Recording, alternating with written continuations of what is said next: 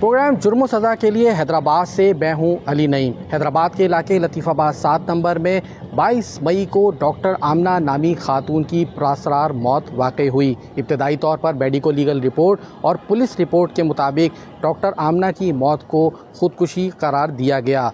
ताहम एक माह बाद 22 जून को डॉक्टर आमना के भाई मोहम्मद अहमद ख़ान की मुद्दत में थाना ए सेक्शन के अंदर कत्ल और शवाहिद छुपाने की दफ़ात के तहत मुकदमा दर्ज किया गया। ये मुकदमा डॉक्टर आमना के शौहर इरफान ख़ान, उनके ससुर, उनके देवर और चचा ससुर के ख़िलाफ़ दर्ज किया गया।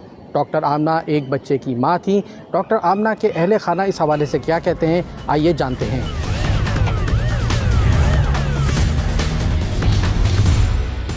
जी, हम आमना की वालदा हैं और आमना के साथ जो ये हुआ, आमना की शादी हुई 2024 में इरफान से। जिस वक्त शादी हुई उसके वालिद ज़िंदा थे। इरफान ने रिश्ता ये कह के करा था कि मैं यहाँ इसको पाकिस्तान में रखूँगा ही नहीं, ये हम दुबई में रहेंगे, मैं अपनी फ़ैमिली को जानता हूँ वो किस तरह के, मैं अपनी फ़ैमिली से उसे दूर रखूँगा। इस बिना पे उसके वालिद ने रिश्ता किया। शादी हुई इसकी 24 में और उसके 20 दिन बाद वो चली गई दुबई और 6 महीने वो दुबई रही। 6 महीने वो दुबई रही और उसके बाद वो प्रेग्नेंट हो गई, पाकिस्तान आ गई। फिर वो हमारे पास रही। कोई मतलब उनके अपने किसी अजीज़ और क़ारिब से किसी से कोई वास्ता नहीं था। चचा पुप्पी कोई ऐसे वो नहीं थे जो किसी से रब्ता होता। ये सिर्फ रिश्ता हुआ, उसके बाद ये चली गई। 6 महीने बाद ये हमारे पास रही, प्रेग्नेंट थी, बच्चा हमारे पास हुआ, बच्चे को हमने लुक ऑफ किया, सब कुछ। ये दुबई में था। उसके बाद ये नवंबर में 26 नवंबर को ये वापस आता है पाकिस्तान और फिर उसके बाद ये 10 दिसंबर को हमारी बेटी को ले गया अपने घर चलो, बहुत उसको फोर्स किया, अपने घर चली गई। 6 महीने से वो वहाँ रह रही थी ससुराल में। ससुर जो थे वो अजीब तबीयत के आदमी थे। वो ना मिलना पसंद करते थे किसी से, ना उनको आना पसंद था, ना किसी का जाना पसंद था। देवर जो था वो मुस्तकिल 24 घंटे घर में रहता था, घर के काम करना, घर की चीज़ों में इन्वॉल्व होना, उसका ये काम था। बाकी वो ना जॉब करता था, ना कहीं घर से निकलता था। ऐसा बाप के काम करना। बाप इंतहाई बदतमीज़ आदमी। हमारी बेटी हमेशा ही शिकायत करती थी, मम्मा इतनी बदतमीज़ी से बात करते हैं, मासियों के सामने इतनी बदतमीज़ी करते हैं। हम उसको एक अच्छी माँ का जो काम होता है हम उसको हमेशा ही समझाते थे, बेटा बड़े कोई बात नहीं, छोड़ो, बदतमीज़ी करें, जवाब मत देना। हमने हमेशा अपनी बेटी को ही समझाया। उसने कहा मम्मा मुझे घूरते हैं, मासियाँ बैठी होती हैं, मुझे घूर रहे होते हैं इतनी बुरी तरह से, इतनी बदतमीज़ी करते हैं। लेकिन हमने हमेशा उसको यही बोला, उसको हमने यही समझाया। ससुर कर एक दफ़ा वो रही, पाकिस्तान आई हुई थी, जब अपने ससुराल गई रही, ससुराल में ही थी। ससुर कहता है कि तुम अपनी दोस्त के घर चली जाओ, नहीं अपनी माँ के घर चली जाओ पहले। तो उसने कहा मेरी अम्मी तो अपने मैके गई हुई है मीरपुर, वो तो नहीं है यहाँ पे। तो कहने लगा तुम अपनी दोस्त के घर चली जाओ। उसने कहा क्यों अंकल, मैं क्यों जाऊँ? तो कहते हैं कि मेरे मेहमान आ रहे हैं। उसने कहा मैं कमरे से बाहर नहीं निकलूँगी, कमरे में ही रहूँगी, आपके मेहमान आ रहे हैं, आ जाएँ भले, मैं अपने कमरे में रहूँगी। नहीं तुम घर से जाओ। उसको इतना फोर्स किया, उसने ये बात हमें बाद में बताई, उसने इतना फोर्स किया, वो उसकी दोस्त उसको उसके घर से लेके चली गई। उस लड़की का भी हमारे पास बयान है कि वो उसको उसके घर से लेके अपने घर चली गई। इस वाक़े को आप कैसे देखते हैं? खुदकुशी हमारा ये बता। ये मर्डर है, ये मर्डर है, क्योंकि वो बहुत मजबूत असाब की लड़की थी। वो सिविल में ऐसे रोज़ हज़ारों केस देखती थी। वो एक इतनी अच्छी उस पर थी। उसका 6 महीने का बच्चा था छोटा। वो कोई 6 महीने के बच्चे की माँ ऐसा कर सकती जो उसको दूध पिला रही थी, उसका दूध पीता बच्चा था, उसके सामने वो कुछ ऐसा कर सकती थी। और वो इतनी केयरफुल माँ थी कि उसका एक खिलौना भी स्टरलाइज के बगैर उसको नहीं देती थी। उसके सारे न्यूट्रिशनिस्ट थी, वो सारे दलिए, उसके खाने वो सब घर में बनाती थी। अब उसका बच्चा देखें, आप कहेंगे ये 6-7 महीने का नहीं, साल भर का बच्चा है। वो 24 मंथ के बच्चे के कपड़े ख़रीदती थी, उसकी हर चीज़ वो ऐसी एक्यूरेट रखती थी। वो कैसे ये काम कर सकती है? किसने मारा है आपकी बच्ची को? इसके ससुराल वालों, ससुर, देवर और मियाँ भी इन्वॉल्व है। अब क्या मुतालबा ये है कि इनको सरेआम सज़ा दी जाए, किसी बच्ची के साथ ये ना हो आइंदा भी। और बच्चियाँ खौफज़दा हैं। हमारे तो ख़ानदान की सारी, हमारे ख़ानदान में पहला ऐसा वाक़या हो, इतनी बच्चियों की शादियाँ हुई। आगे जो बच्चियाँ बैठी हैं शादियों के लिए वो खौफज़दा हैं। वो इतनी ज़िंदा दिल लड़की थी, वो सबसे राब्ते में रहती थी कि उस सब की आंखों का तारा थी। उसको देख के सारी बच्चियाँ खौफज़दा हैं कि शादी ये होती है, ये इतना केयरफुल इस बकौल हमारे दामाद के कि जिस वक्त रिश्ता करा, आंटी आप क्या कहते हैं, परेशानियों जैसे ही रहना चाहेगी, जैसे ही करना चाहेगी, मैं दुबई सेटल हूँ, ये जॉब वहाँ करना चाहेगी करे, नहीं करना चाहे घर में रहे, मैं मेरी तरफ से कोई वो नहीं होगा। वो CSS की तैयारी कर रही थी और इस लड़के ने उसको ये बोला निकाह के बाद कि अगर तुमने CSS दिया मैं पाकिस्तान नहीं आऊँगा ज़िंदगी भर, तुम यहाँ पढ़ी रहना अगर तुम्हारा CSS क्लियर होता है। वो कहते तुम यहाँ नहीं, मैं नहीं आऊँगा। उसने अपने CSS को उसके वालिद ने हमने समझाया बेटा घर ज़रूरी होता है, पढ़ाई छोड़ो, तुम कोई वो नहीं है, तुम्हारा निकाह हो गया। हमने उसको वहाँ पे भी दबा दिया कि चलो कोई बात नहीं है, कि अपना घर बसाए। उससे के बाद ये उसके साथ किया गया जिसने इतना कंप्रोमाइज़ किया, ये जुल्म हुआ उसके साथ कि उसके 6 महीने के बच्चे की परवाह नहीं की गई, कि उसका इतना छोटा बच्चा, उस पर रहम नहीं खाया उन ज़ालिमों ने। डॉक्टर आमना की पुरअसरार मौत के हवाले से मुल्ज़िमान के अहले खाना का क्या मौक़िफ़ है, आइए जानते हैं। अस्सलाम वालेकुम, मेरा नाम इम्तियाज़ ख़ान है, मैं पुलिस कांस्टेबल हूँ और मैं हैदराबाद पुलिस डिपार्टमेंट में हूँ। इरफान मेरा जो भाई का बेटा है, इन्होंने कोई पसंद की शादी की थी। उस टाइम तो हमें कुछ भी इल्म नहीं था, ना हमारे दूर दूर तक रिश्तेदार हैं, ना हमारी जान पहचान है, ना ही इनको हम जानते हैं इन लोगों को। और इरफान दुबई में था, अच्छा कमाता था, अच्छा खाता था, सारा कुछ था, उसके बैंक बैलेंस अच्छा था, सारा कुछ था। इन्होंने कोई पसंद की शादी वादी की, हमें तो इसका इल्म ही कुछ नहीं है। और बड़े भाई से हमारा वास्ता है, इनसे हमारा बहुत कम आना जाना, बहुत कम है। अच्छा, जिस टाइम ये हादसा हुआ, सारा कुछ हुआ, बड़े भाई ने मुझे कॉल की कि इस तरीके से ये ख़ुदकुशी हुई है या पता नहीं क्या मैटर हुआ है, जल्दी जाके देखें। झगड़ा, इनके लड़ाई झगड़े अभी पता हमें चला है कि बहुत पहले से ही चल रहे थे। माँ बेटे इन सबको पता था और इन माँ बेटों की आपस में भी काफ़ी लड़ाइयाँ झगड़े आपस के घरों के बहुत ज़्यादा हैं। इनके फैमिली इनकी भी जो है ना बहुत ज़्यादा एक दूसरे से ही है। अच्छा, बात सिर्फ सिंपल सी ये है कि उस दिन ये हादसा हुआ, मैं फ़र्स्ट टाइम ही गया हूँ, मैं कभी भी उसके घर पे नहीं जाता था। पड़ोसी हैं, दूसरे तीसरे हैं, सबसे आप पूछ लें, मेरी CDR की लोकेशन है, हर चीज़। जब ये इन्होंने मुझे ख़ुद इन्होंने इन्वॉल्व किया कि आप चाचू हैं और आप ज़्यादा बेहतर जानते हैं, सब कुछ करते हैं। इन्होंने पोस्टमार्टम करवाया, उधर डेड बॉडी लेके गए। इनको मैंने कहा कि अगर कोई भी प्रॉब्लम हो, किसी तरीके से भी हो, जो जेन्युइन चीज़ है, इंसाफ वाली, जो आप कहते हो कि मर्डर है, तो ये 100 के कोई मसला नहीं है। आपको मर्डर के पीछे सगा भाई, सगी बहन कोई भी हो, उसमें कोई साथ नहीं देना। जेन्युइन चीज़ जो होनी चाहिए वही इन्वेस्टिगेशन होनी चाहिए।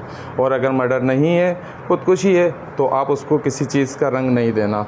जब तक ये सेटअप आए थे, 24 तारीख को तीजा था, उससे ये घर पे आए, सामान वामान लेके गए, उसमें इन्होंने कुछ इंसिडेंट किया जो मैं अपने ऑफिशियल लोगों को मैं शेयर कर चुका हूँ। मीडिया पे मैं नहीं चाहता कि किसी की तज़लील हो और किसी का कुछ हो, क्योंकि हक़ायक़ ऑफिसर ज़्यादातर जान सकते हैं सीक्रेट ही। मैं इनका नुकसान हुआ, इनकी बेटी थी, हमारी भी बेटी थी, और मैं सोशल मीडिया पे कोई ऐसी बात नहीं करना चाहता जिनसे इनकी कोई भी ख़ानदान की तज़लील हो, क्योंकि हम में गैरत है, हम कभी भी किसी की तज़लील नहीं करना चाहते।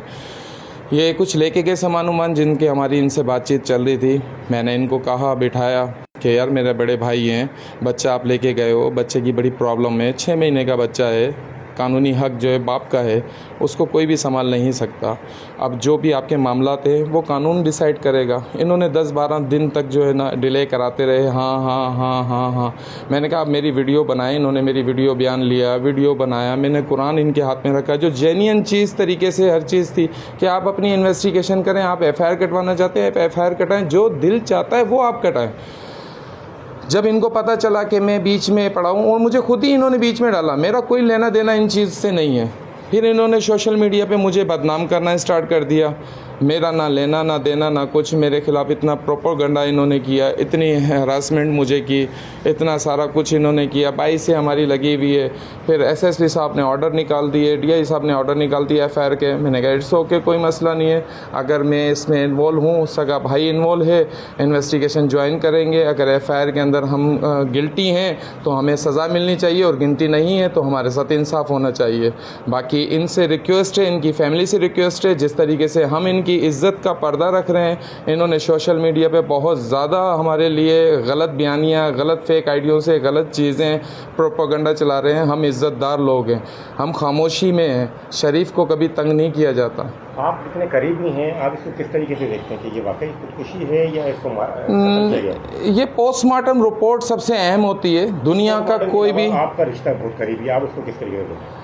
मैं इस तरीके से देखता हूँ कि हमें यहाँ पे 25 साल रहते हुए इस इलाके में हो गए हैं, तो एक कंप्लेन ना थाने पे है, ना एक कंप्लेन पड़ोसी की है। मैंने इनको कहा कोई झूठी कंप्लेन भी हो ना कि पड़ोसियों की, वो तक की नहीं है। कभी ज़िंदगी में कोर्ट कचहरी थाना नहीं देखा। अब इनका तो आए दिन का कोई ना कोई प्रॉब्लम रहता है। बेटे ने माँ पे केस किया हुआ है, माँ ने बेटों पे केस किया हुआ, वल्लाह आलम इनकी क्या प्रोसेस है। मगर मैं काइंडली ये थोड़ा सा अवॉइड करना चाह रहा हूँ कि इनकी सोशल मीडिया पे कोई दिलाजारी ना हो। बाकी मेरा इन केस से कोई लेना देना नहीं है, पर इन्होंने मुझे ज़बरदस्ती इस झूठे केस के अंदर इन्वॉल्व किया जिससे मेरा कोई ताल्लुक़ नहीं है। मेरी CDR हैं, मेरे ख़ानदान की CDR हैं। अगर मैं वहाँ पर मौजूद हूँ या मेरा कोई इनसे लेना देना है, मैंने इन 2-2.5 सालों के अंदर ये मैं तो जानता ही नहीं हूँ इन लोगों को, ये लोग कौन है, इनसे क्या लेना देना है। बेटे ने शादी की है, पसंद की शादी की है उसने, मेरे भतीजे ने, वो जाने, ससुराल वाले जाने। और ज़्यादातर तो वो ससुराल वालों के घर में ही रहता था, इनके घर में ही ज़्यादातर रहता था। वक्त टाइम इनके घर में स्पेंड करता था, खाना पीना रहना। यहाँ पे तो बहुत कम होता था, क्योंकि बड़े भाई से कभी कभी मेरी बात होती थी, हेलो आए होती थी, तो वो भी यही कहता था कि ये अपनी बीवी बच्चों में खुश लगा हुआ है और बड़ी खुशहाल ज़िंदगी थी। बस सस्पेंस ये है कि जिस तरीके से आला इदारे इन्वेस्टिगेशन करेंगे, तो इसकी खाला 12 बजे आई थी जिस दिन ये ख़ुदकुशी हुई थी, और 3 बजे इसकी खाला घर से गई और आधे घंटे के बाद ख़ुदकुशी कर ली। ऐसा क्या रीज़न बना? इसकी खाला ने ऐसा, फुप्पो ने ऐसी क्या बात बोली है या क्या उसके साथ टाइम गुजारा है जो लड़की का एकदम दिमाग फिर गया और उसने ये कर दी? नामुमकिन बात है कोई पढ़ी लिखी लड़की इस तरीके की हरकत करे, और ये शौक़ है हम इस चीज़ के लिए। इन्वेस्टिगेशंस बड़ी बेहतरीन तरीके से होनी चाहिए और इसमें पता लगना चाहिए कि किसने उस लड़की को बरगलाया जिसकी वजह से इतना बड़ा एक्शन, इतना बड़ा कदम लिया। डॉक्टर आमना केस में पुलिस की अब तक क्या पेशरफ्त है और क्या तहकीकात हुई हैं, इस हवाले से हमारे साथ मौजूद हैं DSP मोहम्मद खान बरहमानी। इनसे हम मालूम करते हैं। सर बताइएगा, अब तक केस में क्या पेशरफ्त हो सकी है और क्या तहकीकात में चीज़ें सामने आई हैं? बिस्मिल्लाहिर्रहमानिर्रहीम। पहले तो आपकी बड़ी मेहरबानी, आपने ये किया। ये हुआ 22/5 को ये हुआ था वक़्फ़ा।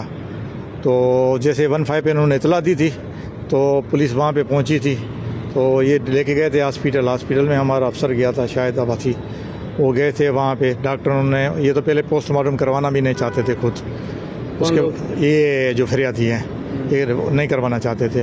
फिर पुलिस ने वो उनको ज़बरदस्त करवाया कि भाई नहीं करवा, पोस्टमार्टम लाजमी है ये करवाना, पोस्टमार्टम लाजमी हमने वो करवाया। उसके बाद 1 महीने के बाद 22 फिर ये आए 22 अगले महीने की 22 तारीख को, 1 महीने के बाद ये FIR कटवाने आए। 1 महीने के बाद डॉक्टर आमना के घर वाले 1 महीने के बाद वो FIR कटवाने आए हैं। वो उनकी FIR कट गई।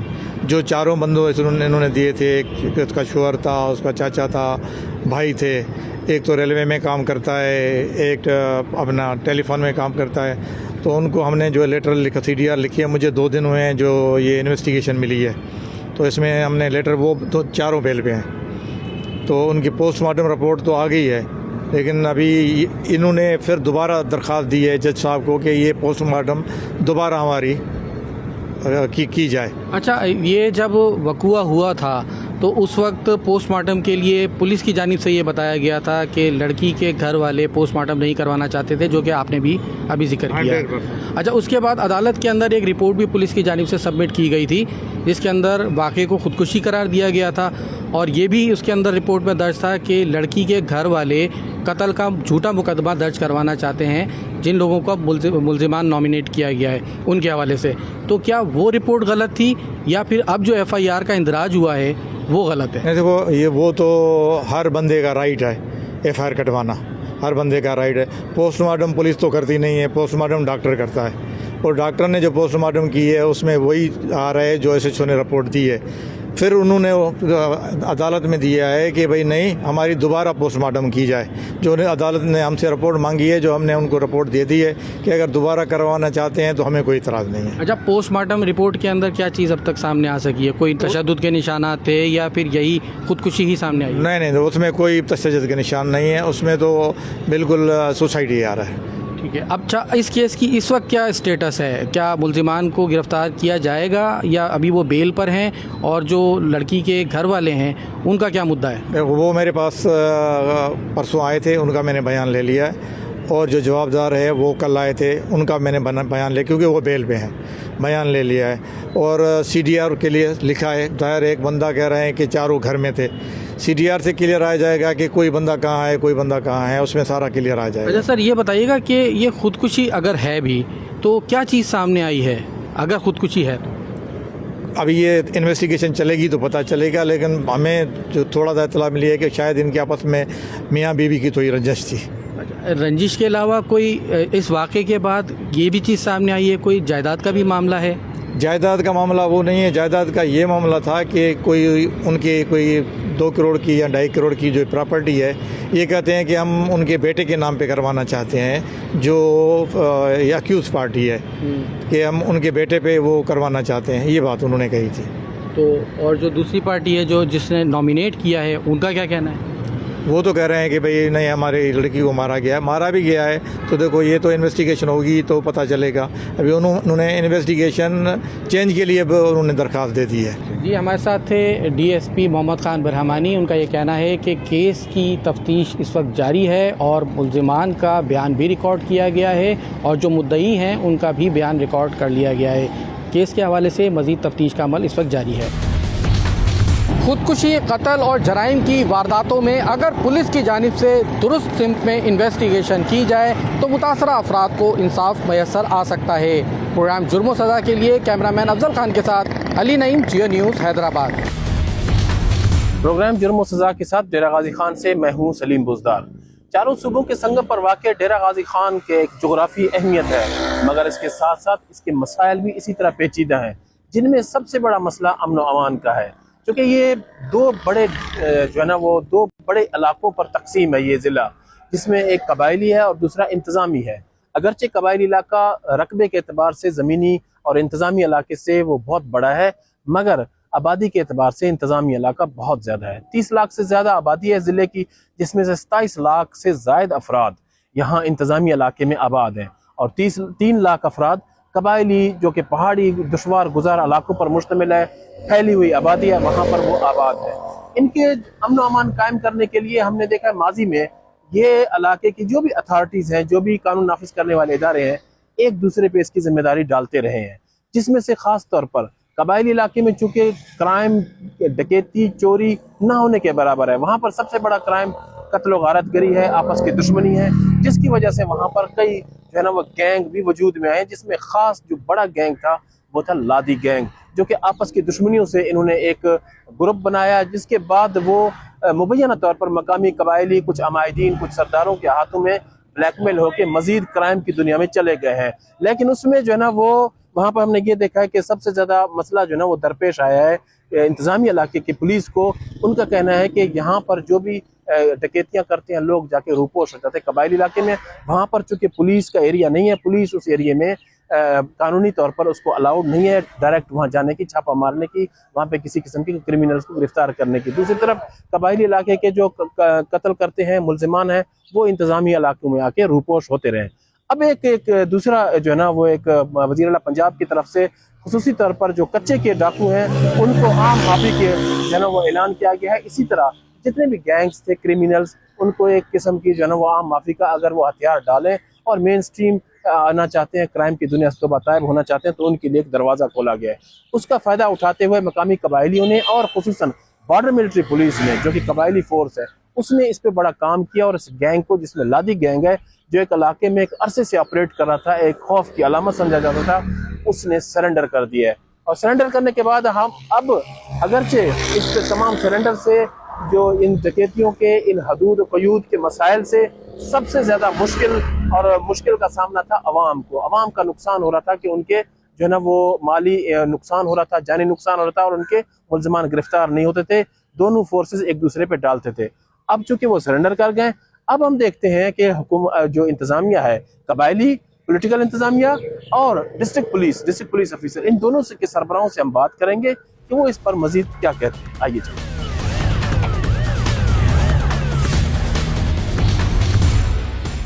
जैसा कि हमने आपको बताया था कि जो कबायली इलाके के मसाइल हैं, जो भी वहाँ पे जिस तरह के इश्यूज बन जाते हैं वो इंतज़ामी पे डालते हैं, इंतज़ामी इलाकों के लोग कबायलियों पे डालते हैं। और आज सबसे बड़ी अचीवमेंट ये हुई, हमने देखा है कि जो कोई सुलेमान कबायली इलाके में जो डकैत वहाँ पे महफूज ठिकाने समझ के वहाँ बैठे होते थे इंतज़ामी इलाकों से कार्रवाइयाँ करके, तो वो आखिरकार उन्हें सरेंडर कर दिया। इनसे पूछते हैं आज हमारे साथ खुशकिस्मती ये है कि दोनों